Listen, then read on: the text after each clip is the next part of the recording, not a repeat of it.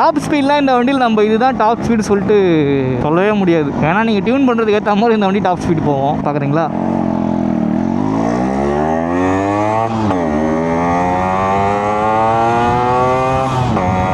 இப்போ ஒரு gear cut பண்ணி ஏற்றுறேன். வேறு ஏது பாருங்க. இந்த மாதிரிலாம் இப்போ எதாவது ரெடி பண்ண முடியுமா? இது இப்போ புதுசாக வந்து எக்ஸ்எஸ்ஆர்லாம் இதோட கம்பேர் பண்ணிருக்காங்க. Hello guys, welcome back to our channel. நாடா இவன் லேசை கட்டுருக்கான்னு பார்க்குறீங்களா? இன்றைக்கி ஒரு மஜாவான வண்டி இருக்குது. 20-30 வருஷத்துக்கு முன்னாடி இவனை மாதிரி யாருமே இருந்திருக்க முடியாது. தெரியுதா? RX 135. வாங்க வண்டி ஓட்டலாம், எப்படி இருக்குன்னு பார்ப்போம். பெட்ரோல் ஆன் பண்ணோம். சவுண்டு கேட்டாலே நீங்கள் செத்துருட்டீங்க. ஸோ இந்த வண்டி முக்கியமாக சவுண்டுக்காக தான் பேர் போனது. இப்போ பாருங்கள். ஐயோ சாரி. இப்போ பாருங்கள் எப்படி இந்த வண்டியில் கொஞ்சம் மிரர்ஸ்லாம் இல்லை, கொஞ்சம் அட்ஜஸ்ட் பண்ணிக்கோங்க. இப்போ நீங்கள் இந்த வண்டி வாங்கணும்னு நினச்சாலும் வாங்க முடியாது, ஏன்னா இப்போ இந்த வண்டி கிடையாது. இப்போ நீங்கள் செகண்ட்ஸில் வாங்கலாம், பட் ஆனால் செகண்ட்ஸில் நீங்கள் வாங்குறப்போ கொஞ்சம் செக் பண்ணிலாம் வாங்க வேண்டியது இருக்கும். இந்த வண்டி வந்து ஒரு ஒரு 1 லட்ச ரூபா கிட்ட செலவு பண்ணியிருப்பாங்க வாங்கி. இப்போ அதுக்கப்புறம் தான் இந்த கண்டிஷனில் இருக்குது. வண்டியெல்லாம் புதுசு மாதிரி ரெடி பண்ணது எல்லாமே. இது 5 ஸ்பீட் சுவிட்ச் எல்லாமே புதுசு. இந்த சுவிட்சு எல்லாமே புதுசாக போட சோக்கு, இந்த கேபிள் எல்லாமே புதுசு. ஆனால் எல்லாமே ஃபங்க்ஷன் நல்லாவே ஒர்க் ஆகும் உங்களுக்கு. நீங்களாம் செம்ம டிராஃபிக்காக ஏன் தெரியுமா? எல்லாம் வெளில போகிறாங்க இன்றைக்கி சாட்டர்டே இல்லை, எல்லாம் ஊரை காலி பண்ண போவாங்க. இந்த வண்டிலாம் ஏன் ஸ்பெஷலாக இருந்ததுன்னா, உங்களுக்கு 2 ஸ்ட்ரோக் இன்ஜின்ஸ் இது எல்லாமே. அந்த சவுண்டு தெரியுது அவங்களுக்கு 2 ஸ்ட்ரோக்கில். இப்போ வர 4 ஸ்ட்ரோக் இன்ஜின்ஸ்லாம் இந்த மாதிரி சவுண்டு வராது, இந்த மாதிரி பவரும் இருக்காது உங்களுக்கு. பாருங்கள் எவ்வளோ புல் பண்ணுமா.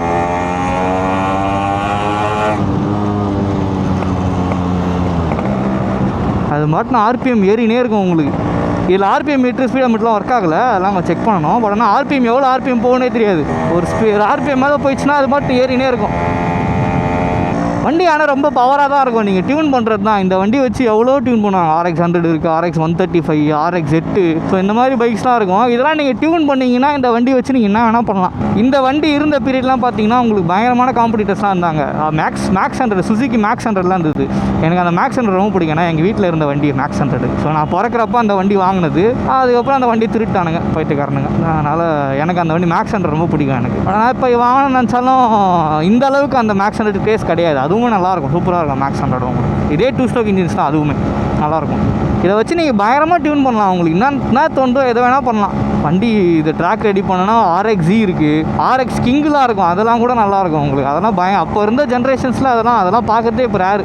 இதில் உங்களுக்கு Yamaha RD 350லாம் இருக்குது. அதெல்லாம் ட்வின் சிலிண்டர் பயங்கரமாக இருக்கும் அந்த வண்டி. டாப் ஸ்பீட்லாம் இந்த வண்டியில் நம்ம இதுதான் டாப் ஸ்பீடு சொல்லிட்டு சொல்லவே முடியாது. ஏன்னா நீங்கள் டியூன் பண்ணுறதுக்கு ஏற்ற மாதிரி இந்த வண்டி டாப் ஸ்பீடு போவோம். இப்போவுமே நீங்கள் நல்லா ஓட்டினீங்கன்னா உங்களால் 120, 130 +லாம் ஈஸியாக அச்சீவ் பண்ண முடியும். அசால்ட்டாக போகும் இது. ஆனால் அப்படி போகக்கூடாது. இந்த வண்டிலாம் கொஞ்சம் பார்த்து கேர்ஃபுல்லாக தான் ஓட்ட வேண்டிய வண்டிங்க. இதெல்லாம் நம்ம அவ்வளோவும் புஷ் பண்ணி ரொம்ப ரஃப்பாக ஓட்டிலாம் ஒன்றும் ஆகாது. இன்ஜின் நல்லா உழைக்கும், ஒன்றும் பிரச்சனை இல்லை. பட் ஆனால் அந்த இன்ஜின்ஸை நம்ம ரொம்ப அப்யூஸ் பண்ணால் அதுக்கான இது இருக்காது. ஸோ அதனால் நம்ம அதை ஒழுங்காக பார்த்துக்கணும்.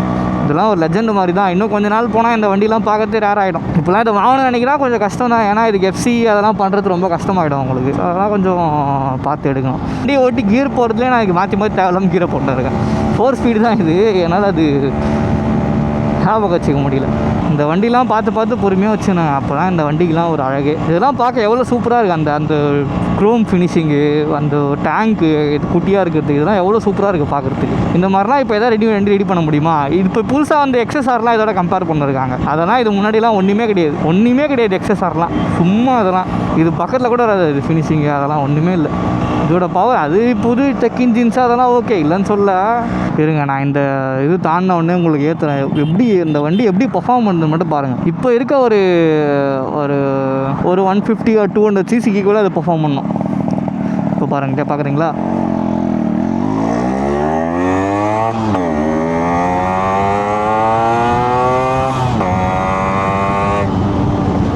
அவ்வளோதான். இதுக்கு மேலே ஓட்டினா இந்த டயர்ஸ்லாம் இதில் வாபுல ஆரம்பிச்சிடும். இதில் பொறுமையாக தான் நம்ம ஓட்டி ஆகணும். ஏன்னா ரோடு பிறந்து வச்சுருக்கானுங்க.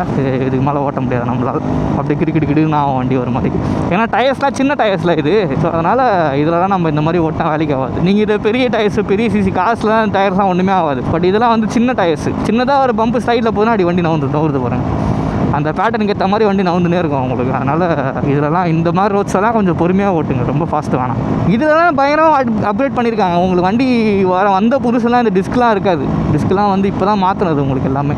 இதெல்லாம் புதுசாக டிஸ்க்கு போட்டிருக்கிறது எல்லாமே புதுசு. இதில் ஃபுல்லாகவே இப்படி தான் பிறந்து போட்டிருக்காங்க காய்ஸ். ஸ்பீடாக போக முடியாது போலையே.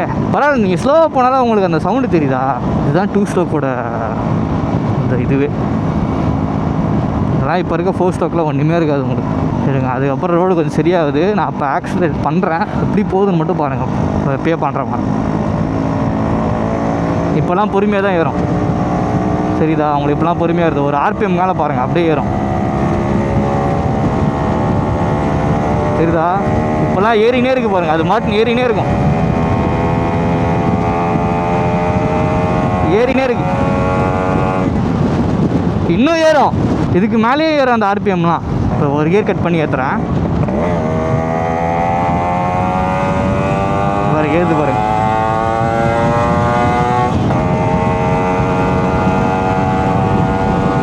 அது மாட்டு ஏறினே இருக்கும். ஆனால் இந்த ரோட்டில் ஸ்பீட் கேமராலாம் இருக்குது, நம்ம அதெல்லாம் பார்த்து பொறுமையாக தான் ஓட்டணும். இதெல்லாம் அவ்வளோ ஸ்பீடு போனால் வேலைக்கு ஆகாது. எனக்கு தெரிஞ்சு இப்போ நான் அந்த புஷ் பண்ணதுலேயே உங்களுக்கு 100லாம் ஈஸியாக போயிட்டுருக்கோம். 100லாம் அசால்ட்டாக போகும் உங்களுக்கு.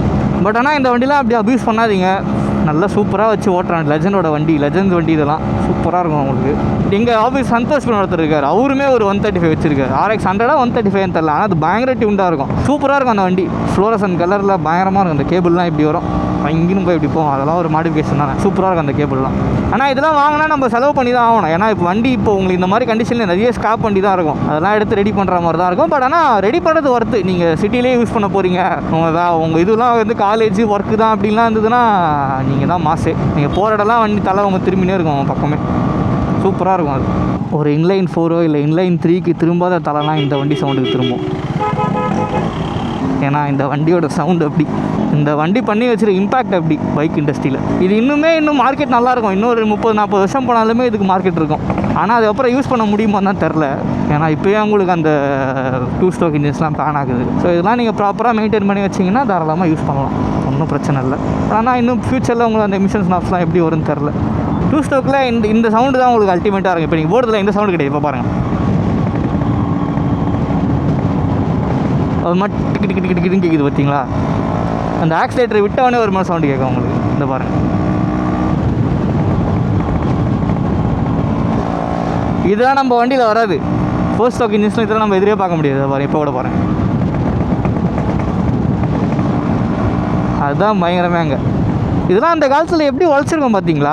30-40 வருஷம் கழிச்சு இந்த வண்டி இப்படி ஓடுதுன்னா அப்போ இருந்த குவாலிட்டி பாருங்கள். இப்போலாம் நீங்கள் இந்த மாதிரிலாம் எதிரே பார்க்க முடியாது. உங்களுக்கு இந்த மாதிரிலாம் குவாலிட்டி ஒரு 10 வருஷம் கூட ஒரு 5 வருஷம் 6 வருஷம் யூஸ் பண்ணலாம் நீங்கள் வண்டி, அவ்வளோதான். அதுக்கு மேலே வேலைக்கே ஆகாது அந்த வண்டியுமே.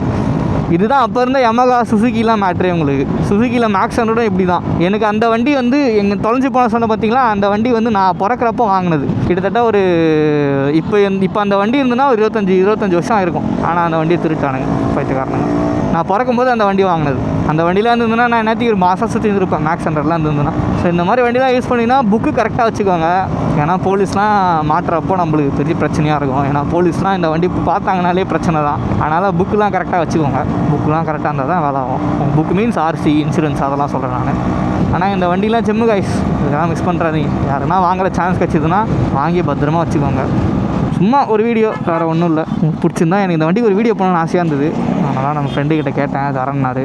எடுத்து பண்ணுறா உனக்கு இல்லாதரா அப்படின்னாரு. அதனால் எடுத்து பண்ணது தான். டெக்னிக்கல் ரிவ்யூ அதெல்லாம் இதில் ஒன்றும் இருக்காது. நான் நார்மல் பைக் ரிவ்யூவிலே சொல்ல மாட்டேன், இதில் சுத்தமாக சொல்ல மாட்டேன். ஏன்னா இதில் சொல்லிக்கிற மாதிரி ஒன்றும் கிடையாது. சொன்னாலும் இதை நம்ம வாங்கவும் முடியாது. வாங்கினாலும் செகண்ட்ஸ் தான் வாங்கணும். அதனால் வாங்குறீங்கன்னா பார்த்து வாங்குங்க, அவ்வளோதான். சரி, இந்த வீடியோ உங்களுக்கு பிடிச்சிருந்துன்னா மறக்காமல் ஒரு லைக், ஷேர், சப்ஸ்கிரைப் பண்ணி விட்ருங்க. உங்கள் வீட்டில் ஃப்ரெண்ட்ஸ் அண்ட் ஃபேமிலி யாராவது பைக் யூஸ் பண்ணுறாங்கன்னா ஹெல்மெட் போட்டு ரைட் பண்ண சொல்லுங்கள். டிராஃபிக் ரூல்ஸை ஃபாலோ பண்ணுங்கள். ஓகேவா? See you. Bye-bye.